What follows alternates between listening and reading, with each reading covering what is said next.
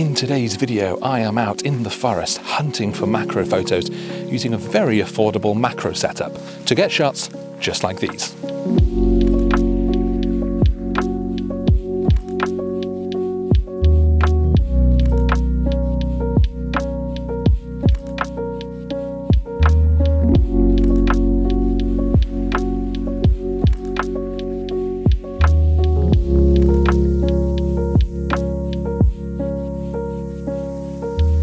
What I'm using is the full frame Canon 6D and the 50mm f2.5 macro lens. I've just Googled it and that whole setup is about £500 to £600 used, which sure is not pennies, but it's also a lot less than I've just spent on my new Canon R5 and 100mm macro. So this is relatively affordable relative to a brand new camera. This setup actually is what I've shot on professionally for the best part of a decade. This thing does take great photos. It's got a full frame sensor, so low light is no problem at all. Get great quality, and for a quick and easy macro setup, this really isn't bad at all.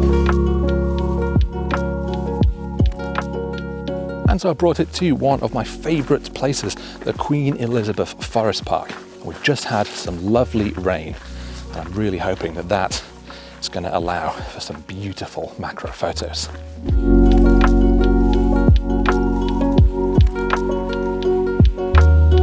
Almost straight away as I've been walking along, I found all these mosses down here, and because it's quite early in the morning and because it's been quite damp overnight, everything is covered with lovely tiny little dewdrops. It's absolutely gorgeous. All these lovely little delicate wet diamonds clinging to all the leaves. But in particular, I found this scene that's got all these little globules of water clinging just to this bit of grass.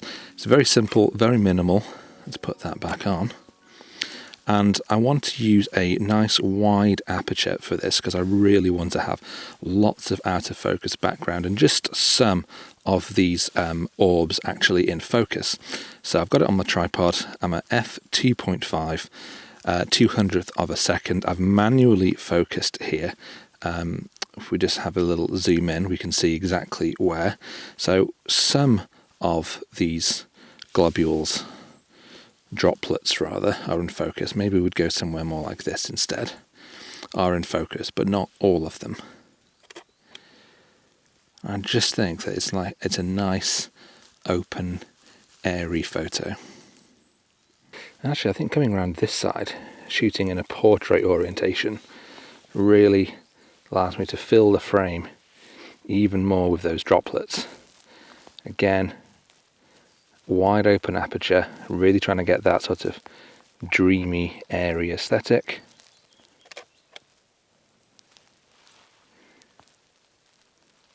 Because if I took that same shot at, let's say, f9, for more front to back sharpness,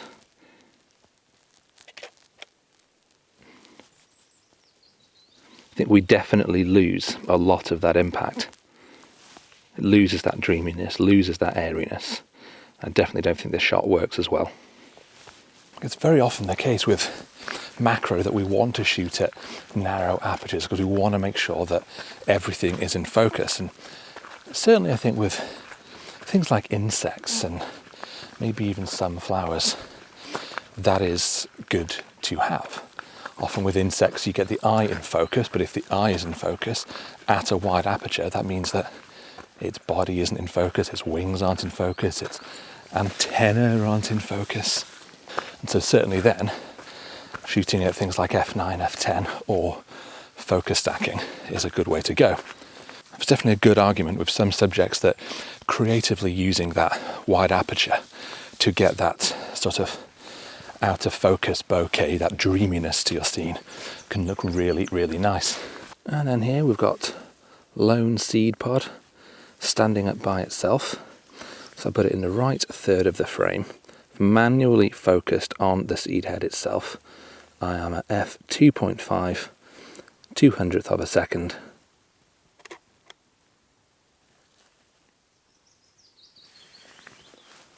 Just a very simple shot, a bit minimalist, arguably a bit boring. But to be honest, it's just the beginning of my day. I've been here 10 minutes, I suppose, so far. And one of the techniques that I always like to do is try and get a couple of shots in the bag almost straight away. Just gets that creativity going.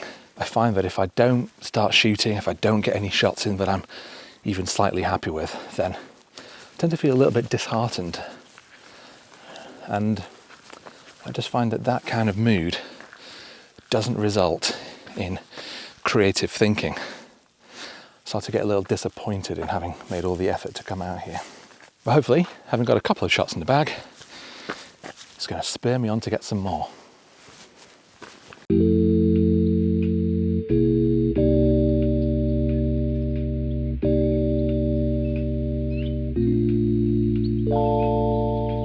It's got these great ferns here, and I've loved this blade of grass with all the droplets cutting right across it. So I've manually focused here, but this time I am shooting at f9 because I do want to try and get as much in focus as possible.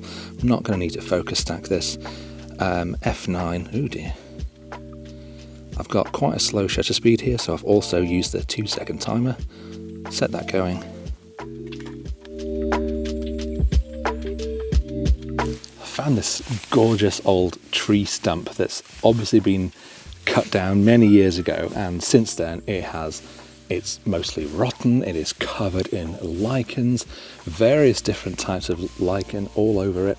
This is probably somewhere that maybe in a few weeks we'd start to get a little bit more like mushroom growth. Right now it's sort of mid-August, and yeah, we're a little bit early for some of the mushrooms, but I have found a great little lichen.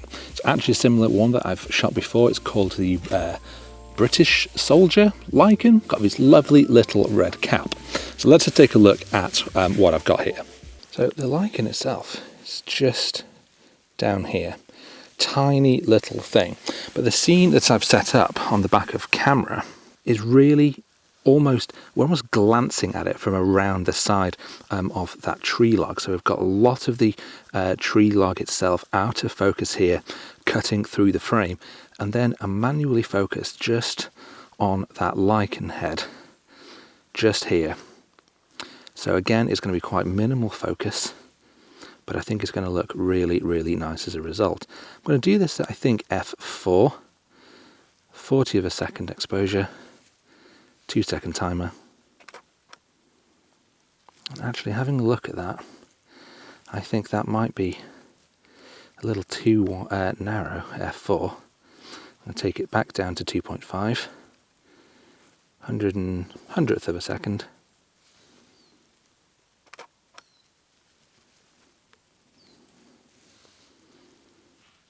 And personally, I think that wide aperture just really helped that really tiny little lichen pop off the frame even more. Only, a couple of stops difference between f4 and 2.5, but I do think that it does give a much better result. I'm actually really pleased with some of the shots that I've got on this today. Actually, it's amazing to think that this camera is as old as it is, and the lens is as old as it is, and that it's had such a tough life. And yet it's still turning out shots that I think I'm really pleased with. I mean, don't get me wrong, it is not the best camera you can get. Far from it. It's probably not even the best used camera you can get. But for, what, £500-600, I suppose, used, this takes really, really good shots. So it's definitely worth considering. But I think it also just goes to show that you don't need the latest, best equipment to take shots. It's all about how you use that kit and about what you actually find when you're out in the field. And I think that's an important lesson for us all, whether we are looking at buying new kit or whether we're just looking to get the best out of the kit we've already got. Lessons. Bet you didn't think you'd get a lesson in today's video. Absolutely love coming to forest areas like this because there are all these tiny little paths that snake their way through the trees, through the undergrowth. You never know what you're going to find down here.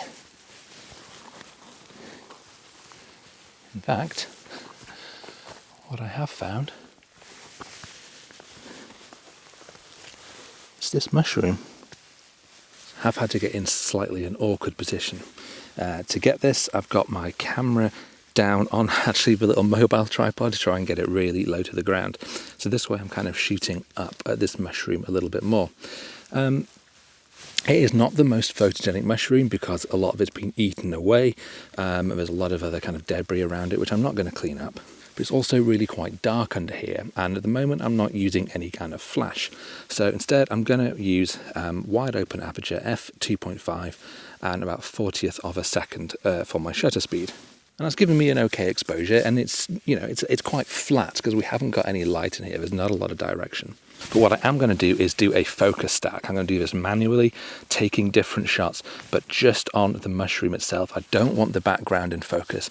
I don't want the foreground in focus. So I want to kind of maintain that almost shallow depth of field look, but still making sure that the mushroom itself is nice and sharp. So that means zooming in, and I'm going to start off by just taking a shot with my hand in frame. So that way, when I look back at my shots in Lightroom, I know exactly when my stack begins. I'm going to zoom in first on the small mushroom in front and take my shot. And then I'm just going to take subsequent ones, twisting that focus and just making sure that all the different parts of that mushroom, right from the front of the cap all the way to the back and the stem, are nice and sharp.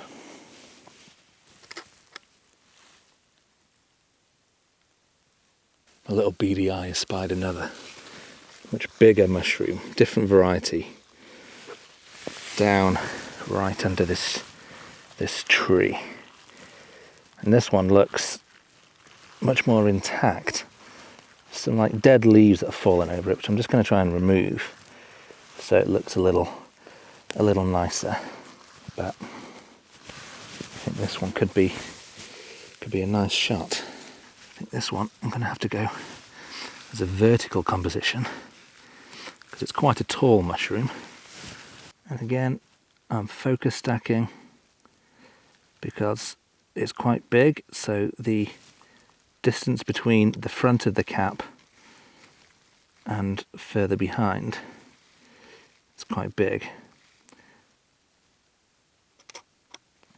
Well, I think that does bring me to an end of today's video. If you have found it at all helpful, actually, you know what? If you found that the 6D in this lens is a good option for you, then pop your thoughts in the comments below. But also, if you found a better alternative, or just a different alternative that works for you, that again ticks those boxes of being a good macro camera and is also nice and affordable, then do tell us all about it, because people are looking for good kit, but they don't have a lot of money to throw around on new camera bodies and new lenses. So let's share our best tips. But if you have enjoyed the video, then do please hit that like button, and of course do please consider subscribing to my channel if you don't already, and I will see you next time.